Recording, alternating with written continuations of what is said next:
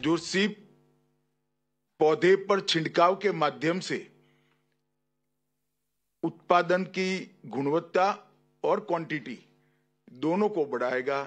इससे भूमि संरक्षण, भूमि को फिर से पूर्ववत करने में बहुत बड़ा योगदान मिलेगा। और इसके साथ साथ अगर कोई किसान धीरे से अपनी आय को कम करे बगैर प्राकृतिक खेती की ओर जाना चाहता है तो इसको 3 साल का गैप चाहिए। 3 साल का गैप अगर वो करता है तो उसका उत्पादन बहुत कम होता है पहले 2 साल में, परंतु वो तरल डीएपी का, तरल यूरिया का उपयोग करे, नीचे केचुए को बढ़ाना शुरू करे और प्राकृतिक खेती की ओर बढ़े तो चौथे साल उत्पादन को कम करे बगैर वो प्राकृतिक खेती पर निर्भर होकर अपनी भूमि का संरक्षण कर सकता है। क्योंकि प्राकृतिक खेती में बहुत महत्वपूर्ण है कि भूमि के अंदर केमिकल न जाए और केचुओं की मात्रा को बढ़ाएं। जब केचुए बढ़ जाते हैं तो फर्टिलाइजर अपने आप, फर्टिलाइजर का कारखाना अपने खेत के अंदर ही पैदा हो जाता है। और तरल डीएपी और तरल यूरिया के उपयोग से, ये लिक्विड होने के कारण भूमि बहुत कम मात्रा में प्रदूषित होती है, बहुत कम मात्रा में वो केमिकल युक्त होगी। तो बहुत जल्दी से किसान प्राकृतिक खेती की ओर शिफ्ट कर सकता है।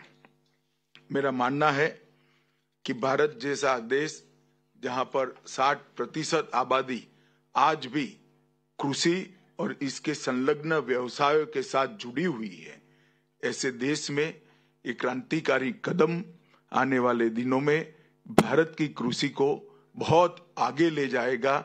न केवल अन्न उत्पादन, फर्टिलाइजर के क्षेत्र में भी भारत को आत्मनिर्भर बनाने के लिए बहुत बड़ा उपलब्ध होगा।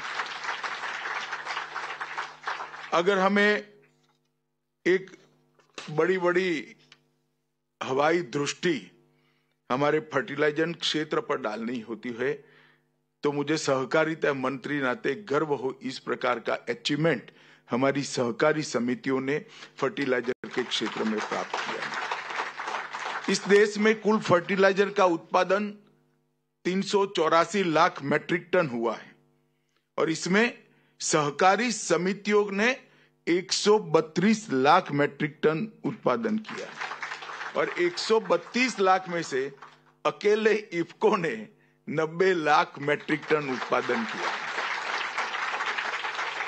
तो भारत की आत्मनिर्भरता में इफको, क्रिप्को जैसी हमारी सहकारी समितियों का बहुत बड़ा योगदान है। और सिर्फ फर्टिलाइजर उत्पादन नहीं,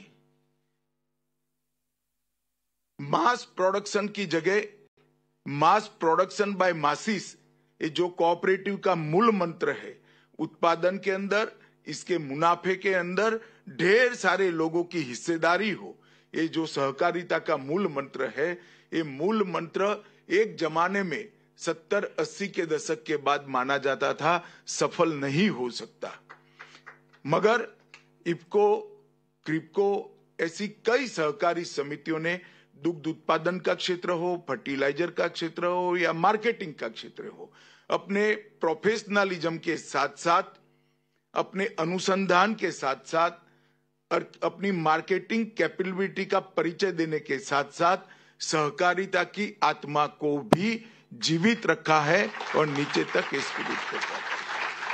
आज All right, that is Union Home Minister Amit Shah, who is in Delhi for the IFFCO Nano DAP. In fact, he will be dedicating the IFFCO Nano DAP to the farmers of the country. For the moment, we shift our focus to breaking news that we're tracking.